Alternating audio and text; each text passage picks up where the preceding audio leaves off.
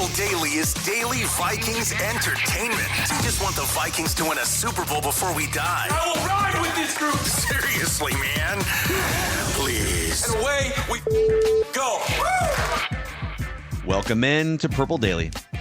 We just want the Vikings to win a Super Bowl before we die. And if you believe ESPN.com and the article we're going to dive into here today, pretty good situation.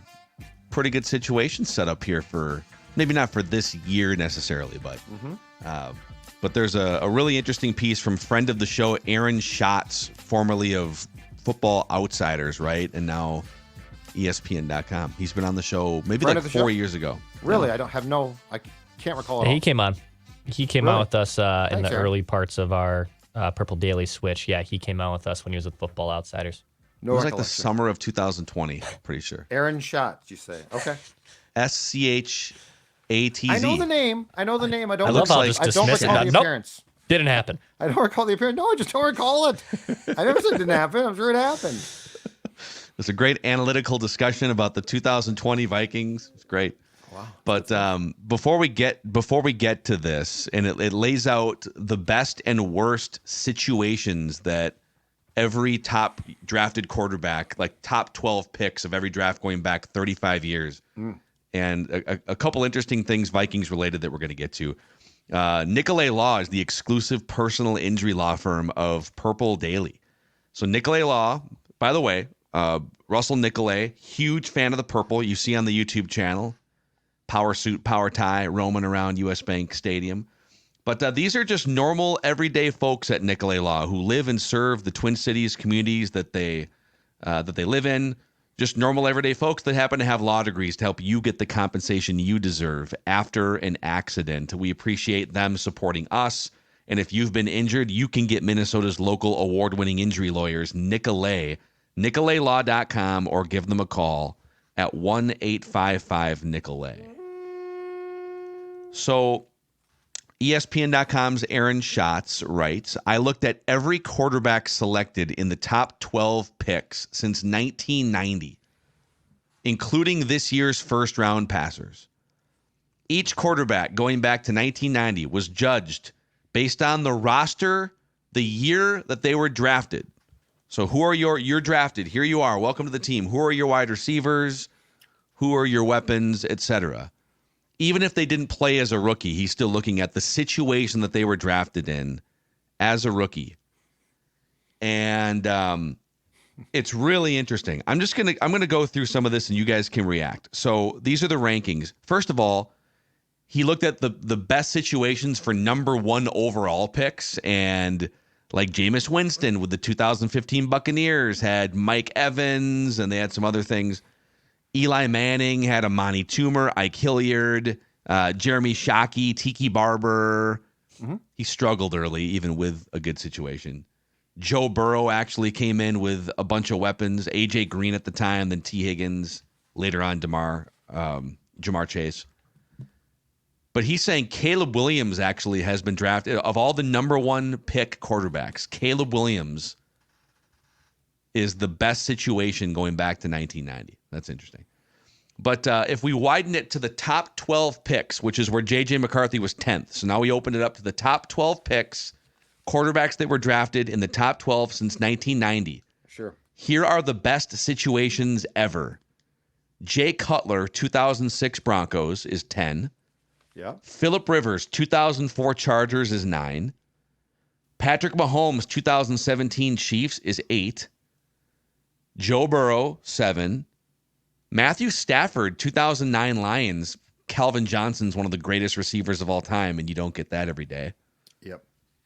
Franchise was a dumpster fire, so Right. you might want to account for that. But Justin Fields is 5 with the 2021 Bears because he had Allen Robinson, who was a 1,000-yard receiver coming over from Jacksonville. Yep. Number 4, JJ McCarthy, this year's Vikings. Okay. Number 3, Matt Leinart, 2006 Cardinals. I think I know who's won. Yep. That's Larry Fitzgerald and Anquan Bolden, by the way. You can't make it work with those guys, and you're going to be on a panel on TV. That's not too shabby. Number 2, Caleb Williams. Yep. And number 1, get your roll on. Yep. Dante Slam dunk. Culpepper in 1999 Vikings. Yeah. Slam dunk, right? Plopped into and didn't have to start, but put into a situation that was unbelievable Yep. with a good offensive mind. And Absolutely. even when he sits for a year, and then so now what are his weapons the next year? Well, it's still Randy Moss, Chris Carter, Jake Reed was gone. Yep. But Robert Smith was still there, running for 1,400 yards. But absolutely. What are you guys' thoughts on this? I guess there's two parts to the conversation. Number one, that JJ McCarthy is being put into, according to ESPN.com, one of the best situations any first-round quarterback has been put into in 35 years. And also, the number one situation, we've already seen the blueprint from 25 years ago. So here's my first thought. Aaron Schatz. Friend of the show. Friend of the show. I'm told. Don't really remember you, but friend of the show. I think this list is fraught with one huge thing. And Phil, you sort of referred to this. You have to look at who the coach was. You have to. Yeah, I think he included. I mean, I guess he says rosters. Caleb Williams, so maybe I'm wrong. Like Caleb Williams is being put. I mean, yes, the personnel looks good. Yeah.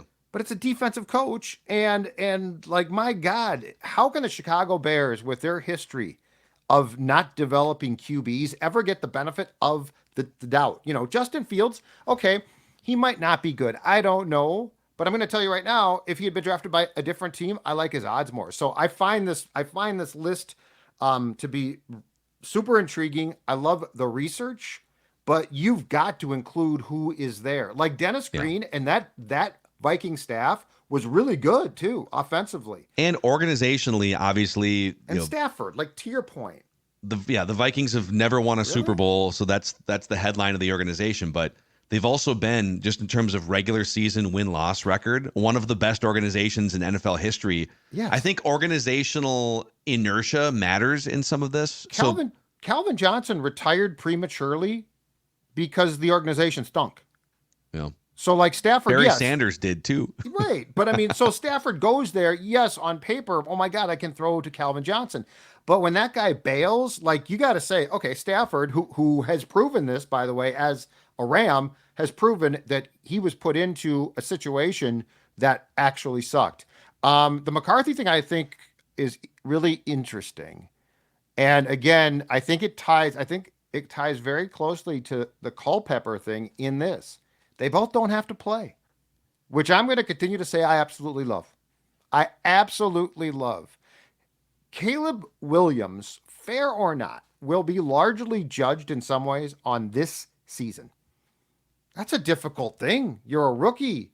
You are a college QB who ran a college offense on which you looked at a playlist that showed a donkey, a cow, a bikini Bart model. Simpson. And Bart Simpson, exactly. And now you're like, okay, I got to run a National Football League offense. So I think the most interesting thing, in my opinion, is that 1 and 4 are tied together by one thing: coaching staffs that have no interest in applying unnecessary pressure to your career. Yeah. So it's funny you mentioned sitting the entire first season. So let's drill down on some of this stuff. Of the 10 guys on that list, and actually let's just take away the 2 rookies because we don't know what their fate is yet.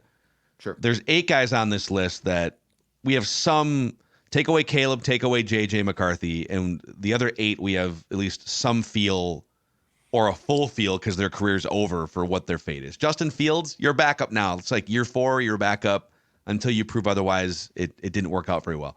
But of the 8 remaining that aren't rookies this year, 2 of them sat their entire first season, despite having great situations. Patrick Mahomes and Dante Culpepper. Both, Mahomes is maybe the greatest quarterback of all time. Culpepper was like the second best quarterback in the NFL, 2004. Yeah. Knee injury, and I'm not putting him on the Mahomes level. But here's something else too. This should make Vikings fans feel really optimistic. Of the 8 quarterbacks on this list that aren't rookies, 5 out of the 8, by my math, turned out to be extremely high-end guys. Mahomes, Phillip Rivers. Rivers was like a fringe top 5 quarterback for years and years. Led the league in categories, yards per attempt like 5 or 6 times. Joe Burrow, when healthy, is a top 5 quarterback. Matthew Stafford, you get him out of that. I mean, he put up a bunch of numbers with Detroit, but you get him out of Detroit, boom, Super Bowl right away. And now he's back into the top 10. And then Dante Culpepper, kind of a bright flash of light for a few years, and then his career was over. But the only ones on this list that didn't really pan out to be extremely high-end guys are Jay Cutler, who was serviceable for 10-plus years, Matt Leinart, complete bust, and then Justin Fields, at this point, kind of a bust. So good. I mean, the odds are when you get drafted into a situation like this, the odds are you become a really high-end guy, according to this research. And look at the three guys that didn't either pan out or were just flat out busts. Look at where they were thrust into. The Cardinals, which definitely had talent, but again is questionable to a certain degree for sure. Mm-hmm. Then the Bears. The Bears had their fingerprints on two of these guys. Yeah, and that's what scares me. Like I'm sorry, I think it's difficult to pass judgment on quarterbacks from certain teams, and the Bears haven't fixed it. Mm-hmm. Like, how can the Bears? I don't understand how you can have this investment in a quarterback, and it appears to be the correct investment, and not have an offensive coach. Mm-hmm. When you see JJ McCarthy's future, when you look into your sports dad crystal football? Yeah, it's a little blurry right now because of age, but go ahead. Do you see, I'll give you the names again of these are the best situations the last 35 years that top 12 drafted quarterbacks have landed in. And of the 8 guys on this list, 5 turned out to be really high end. Do you see any sort of semblance of Phillip Rivers or Patrick Mahomes, a Joe Burrow? I see some Joe Burrow leadership swag traits for sure. His arm strength. Yeah. Matthew Stafford, Dante Culpepper. You see any glimpses? Oh, that's interesting. Culpepper, I think, was Culpepper's 2004, which if not for Peyton, would have, I think, probably made him the league MVP, is interesting because he was also propped up by a coaching staff, which actually helped until Red got so damn cheap. Yeah, I could see some Burrow for sure, and I think I saw this last week as the Vikings offseason workout film and like mic'd up comes out. Did you guys see O'Connell? There's a O'Connell talking to McCarthy at one point, and he basically says, you don't even realize the juice that your arm has, because he's got a freaking cannon. That clip. And it's very odd now that in retrospect, it was like, is the arm strength there? I mean, clearly. So I think between coachability, the fact that I do think that he can probably command a team and huddle, and arm strength, yes, I think that there is definitely dynamics. Do I think that he should be thrust in and play immediately? I would prefer not, which is why I like what they're doing. It does feel his bust level would be similar to maybe Matt Leinart. And that's, I know there's been comparisons of those two as well in different ways. Like Leinart was a 3-year starter, was even an All-American, I think, like 1 year at USC. But a guy that did not translate into the NFL. They're drafted around the same spots. Yes, Leinart had good weapons, but didn't have, I think that was the end of the Denny Green era in Arizona, right when he got there, I'm pretty sure. He had Larry Fitzgerald and Anquan Bolden. Had both those wide receivers that were legit. But yeah, his head coach, maybe Denny Green, obviously had lost his fastball there to a degree. But I think him sitting and him being around the supporting cast that he has, it's interesting. And even Jay Cutler, I was never a big Jay Cutler fan, but Jay Cutler was a serviceable QB. I mean, he had some Brett Favre, and I'm going to throw into triple coverage because bleep it syndrome, but he turned out to be a pretty decent quarterback. So I think of all the guys on this list, outside of Leinart, which is probably the scariest, and probably Justin Fields, these are all pretty good names to be in company with. Cutler, personality-wise, was a bomb. Yeah. I'm sorry, but who he is in those shows that he did, that's him. He has a unbelievable arm, and I think he had unbelievable talent. I don't think he was ever wired to care enough, which I think McCarthy is 100%, because he's won everywhere and he cares deeply. Yeah. So if we're just talking about brain makeup, I'll take McCarthy every day of the week.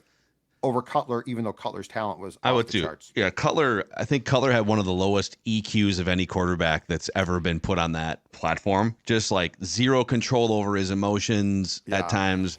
Yeah. Just like mopey, bad body language, all that stuff. So just to piggyback off, Declan's Arizona Cardinals Matt Leinart thing. The good news is you're going to know pretty quickly. And that's what the Cardinals in 2006. All right, Matt Leinart's our guy. We've got Denny Green, established offensive coach for 15 years. And then we've got Larry Fitzgerald and Anquan Bolden as two. That's like probably one of the top 3 wide receiver combos in 2006. I'm trying to think back, like Marvin Harrison, Reggie Wayne back then. Trying to think of some of the other ones. But Sure. So you're throwing to 23-year-old Larry Fitzgerald and 26-year-old Anquan Bolden. Oh, and by the way, they signed Edgerrin James, age 28, who was a 1,500-yard rusher with the Colts the previous year. So they run it for a year with Matt Leinart. It doesn't work, and they said, well, maybe we're pulling the plug too early, but we just gave you incredible weapons and offensive-minded coach, and so now we're going to move on to Kurt Warner. And because they had such great offensive infrastructure, they move into the Kurt Warner and then eventually into the Carson Palmer business. And the Cardinals were really competitive after Matt Leinart. So, not to I think JJ McCarthy, I think he's going to be a serviceable quarterback, but you'll find out quickly, at least with the weapons that he's throwing to, whether it's this year or next year. I think you'll know by the end of 2025. Is this a guy that can play at a pretty high end at some point, right? Yep. But the common thread with the Cardinals was that they then pivoted to 2 veteran QBs who were both really good, but also didn't need the infrastructure as much as a kid does, right? Mm-hmm. Like, that's the thing is, I think the Vikings have built up, and this certainly did not exist, unfortunately, like 5 years back now. I think the Vikings have built up a really good infrastructure to cultivate and develop.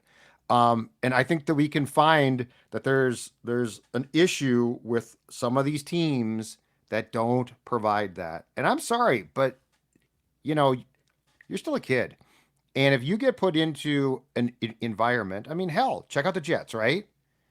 Like, there's something were all of those QBs truly a bust, or did that just become we can't develop them? We don't even know how. The pressure, we can't shield them. I mean, it's a small thing, but it's big in my opinion. Kevin O'Connell, if you look at his approach all spring long, right?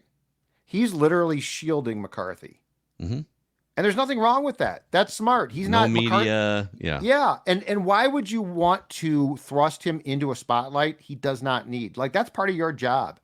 I would say that the Jets and the Cardinals and certain teams have done a bad job. Now, if I get Kurt Warner, guess what? He doesn't need it. He's been around all of this. So the shielding is not necessary there. I just think it's a very interesting dynamic in where guys go and to watch like how they do based on the organizational attitude towards them. Yeah. This article also listed out the worst 5 situations since 1990 for top 12 drafted quarterbacks. And I'll read you these 5 names. It's a really interesting exercise in if you are a quarterback that was born into a broken household in a bad part of town with bad school system, you're whatever, like your dad is absentee or something, right? Yes. It doesn't mean that you can't overcome the circumstance and become a top quarterback, but it's a lot easier if you've got great family support and you plug into the right friend groups when you get to junior high and high school, right?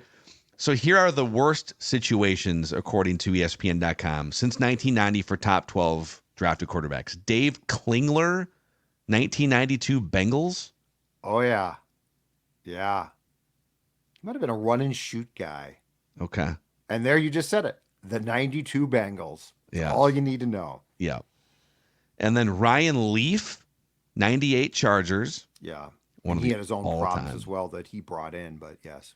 But if he had been brought in and they sit him for a year and he's with a great organization and Andy Reid is his coach or something, does he wind up in jail 15 years later? I don't know. Number 3, Kerry Collins with the expansion Panthers in 1995. Yep. That's tough. It's an expansion team There's no culture. There's nothing.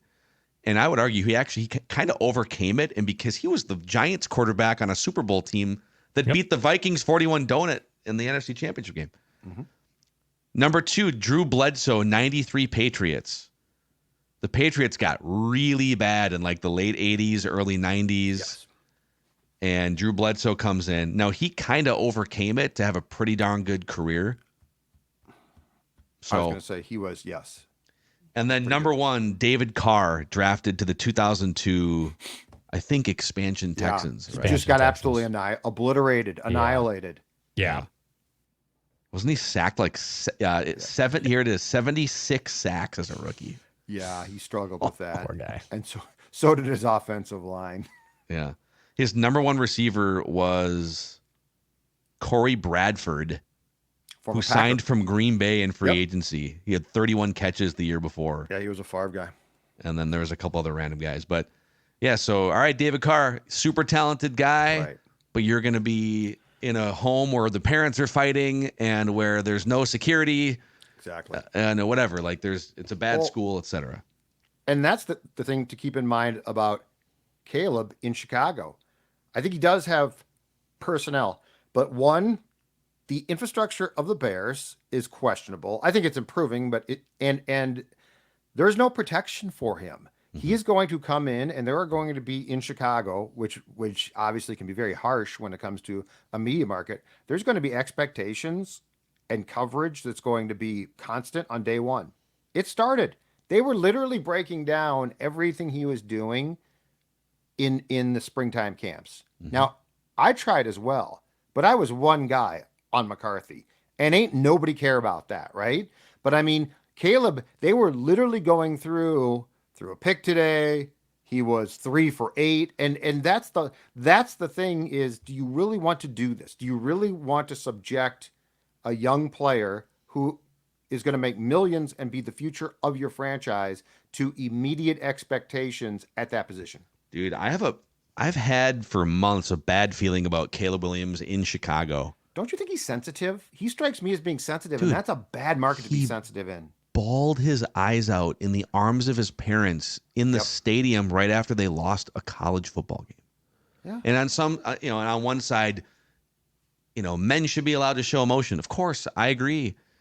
So I'm not saying that you can't be emotional as a young man, a football player, that you can't be passionate, but I think there needs to be like a governor on it. There needs to be some control of, okay, I am very emotional right now, but I'm going to put some space between what I'm feeling and how I'm going to act until I get behind the scenes in the tunnel. And he just, I don't know, man. He clearly didn't have that in his last year at USC, and now he's in the 3rd biggest media market with a franchise that hasn't developed a quarterback in 60 years. I just have a weird feeling everyone's doing a victory lap about, look at this, great, the Bears are on the rise, and Caleb Williams, and I don't know, man. I don't know. I think if I had to bet, I would bet on the Vikings infrastructure over the Bears infrastructure over the next 5 years. Yeah, I agree. Including head coach. Their head coach is on a hot seat. And if the Bears underperform, they're probably firing Matt Eberflus. Which they probably should have done. Yeah. I mean, I would have tried to bring in, like, the prime example to me of this entire discussion is this. Patrick Mahomes was probably destined to be unbelievably good, okay? But one, as you said, Phil, he sat for a year. And 2, Andy Reid. Andy Reid, football-wise, is phenomenal. Absolutely phenomenal. And he knew exactly what he had and cultivated it and developed it. If Patrick Mahomes is drafted by the Bears, how many Super Bowls does he have right now? And where does he rank in the pantheon of all-time QBs? Well, let's play just a quick little game here in that regard, because we're talking about how obviously I think talent of quarterback is the number one, processing and all the things, like that's the number one thing. But a close second is environment and circumstance and everything. Let's look at the 2017 and then, just for fun, the 2018 drafts. Let's say Patrick Mahomes and the other teams that were in the hunt for a quarterback in those 2 years. So Mahomes winds up going 10th to the Chiefs and Andy Reid, and one of the best situations ever. Sits for a year. Well, the Bears drafted Mitch Trubisky number 2. If Mahomes gets drafted by the Bears number 2 overall, Yeah, exactly. what happens? Matt Nagy, right? Yeah. Does he have 3 Super Bowls Ew. with the Bears? No, no, know. I don't think so. And I'm not saying he's bad, but I'm saying I don't know he's great. What if that train wreck Houston Texans organization, they drafted Deshaun Watson 1 pick after, Well, or 2 picks after Mahomes? and they play him immediately, okay? So that's a potential strike. What are the play calls? Does he run more? Because if he runs more, he might get hurt. I mean, there's so many variables here based on where you potentially go, and you don't control them all as a quarterback. I know that like this Mahomes wasn't going to be in the 2018 draft, but just for fun, like let's say his draft class was the next year. Yep. And the Cleveland Browns drafted Baker Mayfield number 1 in 2018. What if Patrick Mahomes gets drafted to the 2018 Browns? Do the Browns have 3 Super Bowls right now? Probably. I don't think so. And then the ultimate one that we've talked about, Sam Darnold gets drafted 3rd the next year. Yep. To that complete train wreck Jets team. Was that Adam Gase?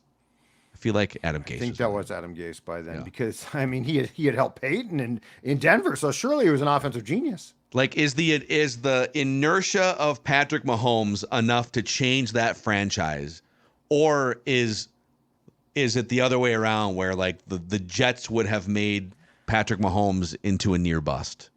It'd be fun to play these scenarios out. Yeah, and I think best case he's still very good, but to your question, 3 Super Bowls? No way. Yeah. He does not have Is it 3 1? with the Jets. Do you think the Jets have 1? I don't know about. No, I don't know because there are so many factors you can't control, and the Chiefs have done a magnificent job of controlling them in the right way for the most part. Yeah. And the funny thing is with the Vikings, they take so few shots. This is the first time they've ever drafted a quarterback in the top 10. It's incredible. We don't even really know. If they would take more shots like this instead of getting comfortable with the journeyman or the 1 year Brett Favre patchwork, Warren Moon for 3 years back in the 90s. Yep. And again, it's not like the Vikings are the Chiefs and Andy Reid because they've never won a Super Bowl, and I totally get that. But I will agree with Aaron Schatz and say this is a great situation for JJ McCarthy to be in. It would have been a great situation for Drake May. Yep. And now instead, go look at the Patriots' weapons. I'm surprised that he didn't make the list for the top 5 worst situations drafted into. Drake May. Rookie defensive coach. Yeah. No discernible weapons. Yeah, that's true. Yesterday we talked on Purple Daily on Draft. I just got Miles and Tyler's thoughts on the Vikings offseason grade being a C- and the Patriots grade being. Can you guys guess what the Patriots offseason grade was actually before I tell you? B+. What do you think the Patriots offseason grade was? B+. What'd you say? I mean, about B+. B+, I'm guessing. A-. A-. For what? Just because they drafted Drake May, I guess? I guess. Yeah, which is just baffling to me. The Dallas Turner trade has become such a hot button issue in the analytics community because the chart didn't say it was a good trade, and nobody takes into account that a guy that should have been a top 10 pick ordinarily fell. Yeah. That they're just like, they painted it with this broad brush of, well, that's just a bad trade there, and there's no way around it, and I think it's ridiculous. And I usually don't defend the Vikings unless they deserve it, but I'm sorry, you got a potential edge. Now, if he stinks, we can go back and talk about this, but you got a potential top 10 pick from the edge. I don't get that nobody's taken a step back, or I shouldn't say nobody. I don't get more people haven't taken a step back and analyzed it from that angle to combine with what the value chart says. Yeah.